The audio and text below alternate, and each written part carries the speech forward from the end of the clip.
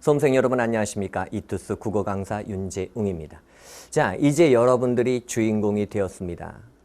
수능 시험 공부를 준비하면서 그럼 2017학년도 대비를 해서 국어는 어떻게 공부할 것인가?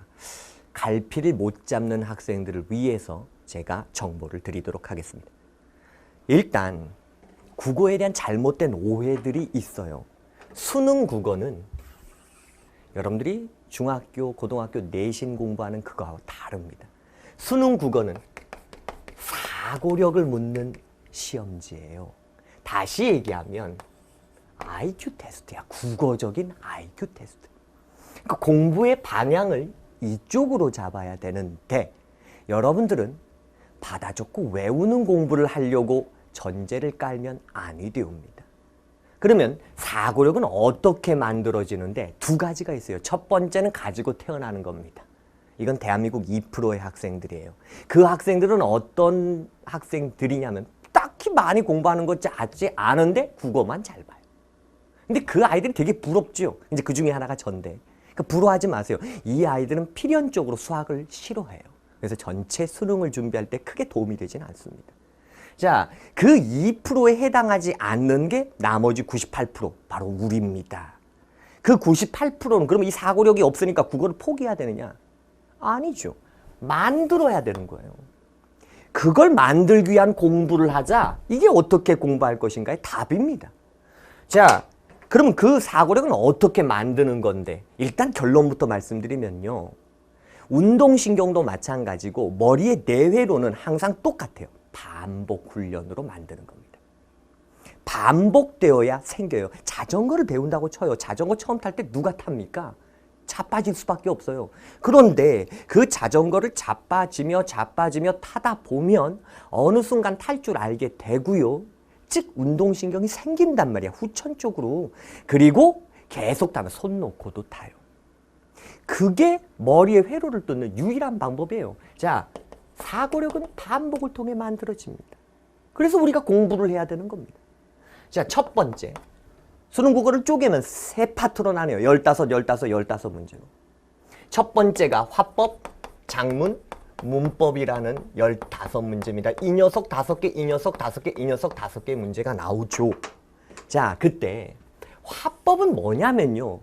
듣기평가를 지문으로 바꿔놓은 거거든. 그럼 이 녀석은 지문 안에 있는 내용 확인을 하는 거야. 즉 화법은 비문학 독해다. 근데 화법을 잘못 공부하는 학생들이 있어요. 그러니까 공부해도 점수가 안 오른다고 얘기하죠. 공부를 해도 점수가 안 오르는 건 없어요. 공부를 잘못하고 있기 때문에. 화법의 개념을 왜 가르치는지 모르겠어. 화법의 개념은 수업 시간 15분이야.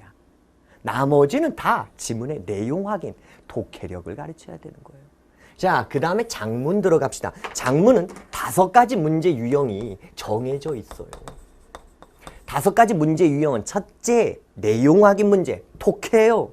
둘째, 개요표 문제. 셋째, 자료 문제. 넷째, 조건형 문제. 마지막 5번째, 고쳐쓰기 문제. 5가지 문제 유형이 존재한다는 건 다시 얘기하면 5가지 풀이법이 존재한다는 거죠. 이걸 체계화시킵시다. 94년부터 지금까지 영원히 앞으로 작문은 항상 이 문제였어요. 그러면 기출을 통해서 이 녀석들의 풀이법을 반복 훈련하면 작문은 세상에서 제일 쉬워져요. 그 다음 문법. 사실 문법 수능을 준비하기 위해서 중학교 3학년 때 문법 다 배워요. 수능 준비. 고등학교 1학년 때 문법 또 배워요. 고등학교 2학년 때 학교에서 문법을 배우는 학교가 있는데 또 배워요. 3번을 배우는데 학생들은 문법을 잘 못해요. 이유는 뭐냐? 문법을 암기 과목으로 생각하거든요. 문법은 암기 과목이 아니야. 이해 과목이야. 문법은 it looks like 수학하고 비슷해. 수학은 공식 외운다고 문제가 풀리지 않아. 뭐가 많이 필요하냐? 예문이 필요한 거예요. 문법에서 중요한 건 법을 외우는 게 아니라 예문과 친해지는 겁니다. 수학의 예제를 풀어야 수학 실력이 오르듯이. 자, 그래서 이쪽 파트는 이런 특성을 가지기 때문에 EBS를 버려야 해. EBS를 뭐? 버려야 해. 이것도 결론을 먼저 얘기할까? 어떻게 공부할 것인가? EBS를 바라보지 마. 평가원을 바라봐. 평가원이 EBS를 반영해서 이분이 시험을 내는 거지 EBS가 시험을 내지 않아. EBS 교재에 있는 거 안 나와. 하나도 70% 반영하든 100% 반영하든 안 나와. 여기 EBS 어떻게 써져 있는데? 유형, 연계, 발상, 연계. 그 말은 뭐야? 유형이 똑같다는 거지요. 문제가 하나도 없다는 거예요. EBS 교재에. 유형이 똑같다? 유형은 대한민국 모든 교재에 똑같이 있어. 즉 이 부분은 풀이 양이 많아져야 돼. 그런데 EBS를 왜 집착하면 안 되느냐? 버려야 되느냐? EBS는 너무 양이 작거든. EBS 교재에 있는 화법, 작문, 문법 문제를 다 외워? 그러면 수능 시험에서 못 풀어. 걔를 과감하게 버려도 상관없다고. 기출을 통해서 이 녀석들의 양을 늘려야 돼. 이게 우리가 수업 시간에 배우게 될 바로 화작문 나비야. 거기에 여러분들이 기출 문제를 첨가해 주시면 다 해결돼요. 그 다음 두 번째 비문학이에요. 얘는 진짜 중요하다. 국어, 수능 국어는요. 딱 잘라서 얘기하면 비문학 잘하면 1등급 나와요. 비문학 못하면 1등급 절대 안 나와요. 비문학이 모든 걸 좌우하는 게 국어야 사실. 여기 15문제가 있지요. 자, 국어의 3분의 1 파트. 이 15문제는 내지문이 나오는데 그 내지문이 2 플러스 2로 나올 거예요. 2는 난이도가 어렵다는 얘기고 그 다음에 얘는 쉽다는 얘기예요. 자, 어려운 지문이나 쉬운 지문이나 여기도 얘기할게. EBS를 버려야 해. 1번부터 30번까지 EBS에서 하나도 안 나와요. 물론 반영합니다. 어떻게 반영하는데? 화제만 따온단 말이에요. 평가원은 문제를 어떻게 만드느냐면 평가원의 가장 큰 전제가 뭔지 알아? 현 정책의 EBS 반영을 내년에 몇 프로로 할지 모르겠어. 근데 우린 그 신경 쓰지 말자고. 매스컴에서 자꾸 EBS 뭐 몇 프로, 70% 반영합니까? 50% 반영합니까? 선생님들도 뭐 몇 프로 반영합니다. 아이, 그 신경 쓸 필요 없다고. EBS 반영이지 EBS 복제가 아니야. 평가원에서 국어를 출제하기 위해서 출제위원이 20에서 25명이나 들어가. 그 중에서 국어 전공자는 절반도 안 돼요. 그럼 나머지 교수는 뭐냐? 물리학과 교수, 생물학과 교수, 철학과 교수, 경제학과 교수, 법학과 교수, 미학과 교수 이런 사람들이 들어간단 말이야. 그분들이 뭐 하느냐? 비문학을 써요. 출제위원 중 가장 많은 인원이 여기 투자되는 거예요. 그럼 그분들이 뭔 지문을 어떻게 쓰느냐? 자, EBS 교재에 있는 철학점을 다 모아서 철학과 교수에게 줘. 그럼 철학과 교수가 쫙 넘겨보면서 자기가 내고 싶은 걸 선택한단 말이야. 없으면 딴 거 내고. 그렇게 해서 EBS에서 반영해서 나왔던 게 재작년의 칸트야. 그러면 EBS 교재에 있는 지문을 쓰는 게 아니라고. 칸트에 대해서 칸트가 있네? 내가 칸트를 좋아하는데 전공인데. 그래, 그럼 칸트 지문을 쓴다고. EBS 내용과 달라. 그러니까 EBS 칸트를 졸라 외워도 시험지하고 내용이 달라. 그게 수능이에요. 평가원을 바라보자고. EBS를 바라보지 말고. 그리고 작년에는 어떻게 되느냐. 작년에서 제일 오답률이 높은 문제가 A형, B형 토탈에서 뭐예요? 과학지문이죠. 이건 EBS에서 종단 속도에서 따온 건데 물리학과 교수가 종단 속도를 보고서 그래 이거야. 그래서 뭐 했느냐. 부력, 학력, 중력을 가지고 원리 문제를 냈다고. 종단 속도를 물어놓은 게 아니야. 부력, 학력, 중력의 원리 게임. 그래서 EBS는 떨어지는 거지만 수능의 문제는 올라가는 애야. 정반대야. EBS 외우면 어떻게 돼? 반대로 풀겠지. 그 공부의 방법이 잘못되면 공부를 해도 점수가 안 오른다는 말이 성립하는 거야. 근데 공부를 제대로 하잖아요. 공부를 하는 족족 성적이 올라요. 자, 그래서 비문학은 독해력을 키워야 된다. 제발 부탁하는데. 배경식 외우기 게임을 하지 말란 말이야. 지문의 독해력을 키우란 말이야. 이걸 해내면 배경지식이든 문제풀이든 덤으로 다 쌓여. 그래서 가장 중요한 비문학. 자, 그 다음 세 번째 파트가 문학이에요. 학생들은 국어 그러면 문학인 줄 알아요. 아니에요. 국어의 문학은 15문제 막 3분의 1밖에 안 돼. 나머지 30문제는 문학이 아니라 비문학이에요. 화법도 비문학이요. 장문도 내용학은 비문학이요. 비문학도 비문학이요. 합치면 15, 10 플러스 15. 거봐. 국어 잘하는 애는 수학을 못한다? 25문제. 이게 다 비문학이에요.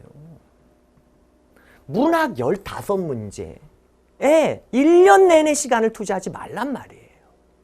문학도 EBS 반영을 100%를 하든 10%를 하든 필요 없어. EBS를 바라보지 말고 평가원을 바라보자고. 왜? 자, 현대시 작년도 기준 뭐 나왔습니까? 박남수의 아침 이미지 나왔어요. EBS에 없어요. 박남수의 아침 이미지 EBS에 없는데 재용이가 볼 때 그게 EBS 반영이에요. 왜요? EBS에는 박남수가 있어요. 이 작가의 다른 작품이 있으니까 박남수? 오케이. 아침 이미지. 어둠은 새를 낳고 돌을 낳고 꽃을 낳는다. 이게 EBS 반영이란 말이야. 반영이라는 개념을 여러분들이 착각하고 있어요. EBS 교재에서 나오는 게 아니다. 거기서 따온다. 자, 그 다음 김기택의 풀벌레들의 작은 귀를 생각함. 지구상에 존재하지 않는 문제예요. 처음 만든 거예요. 즉 평가원은 현대시를 수능에 출제할 때 원칙이 이겁니다. EBS 반영 하나, 그리고 지구상에 존재하지 않는 시. 한 번도 문제로 안 물어봤던 시. 요렇게 묻는 거예요. 자, 그 다음 EBS 반영이랑 EBS 복제가 아니다. 이게 A형, B형 공통으로 나왔어요. 그 다음 고전시 들어가 봅시다. A형 강호사시가 나왔어요. EBS에서 강호사시가 수특부터 수능 완성까지 다 주지 없어요. 그런데 이게 EBS 반영이에요. 강호사시가라는 작품은 EBS에서 없지만 EBS엔 뭐가 있느냐? 어부사시사가 있고 어부가가 있어요.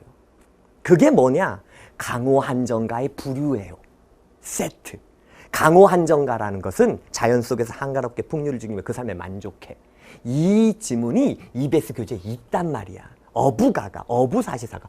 아니 그렇다면 강호사시가는 똑같아. 그 강호한정을 어부사시사하고 똑같이 사계절로 노래한 거야. 그게 EBS 반영이에요. 그럼 뭘 공부해야 되냐? 어부사시사 외우고 있어? 아니. 강호한정을 사계절별로 노래하는 이런 작품들을 같이 정리해야 되는 거야. 그래서 우리는 풀었어.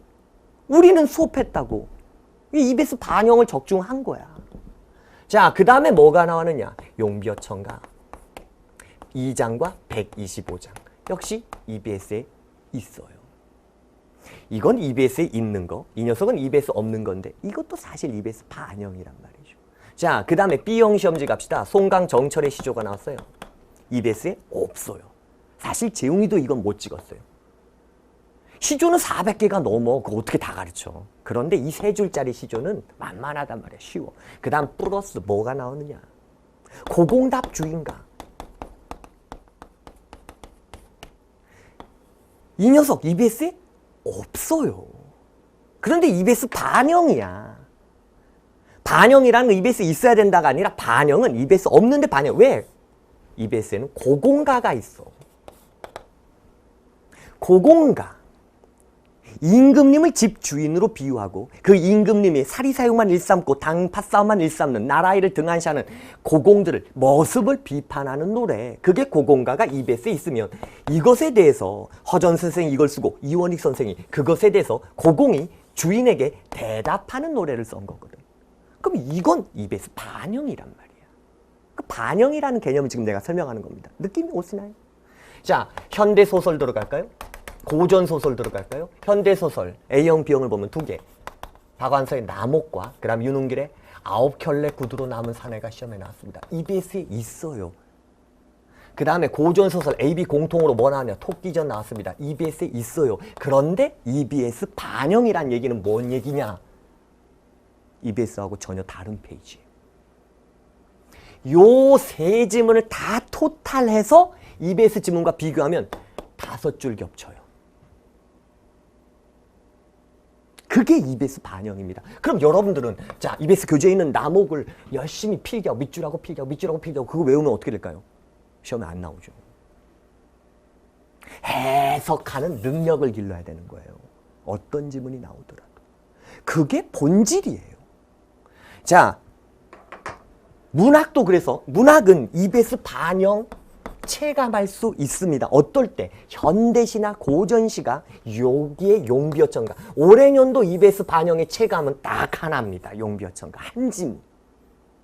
나머지는 전부 EBS에 없거나 EBS와 다른 페이지인데 다 반영이란 말이에요. 체감은 한 지문. 그거예요. 70% 반영했을 때 체감 한 지문.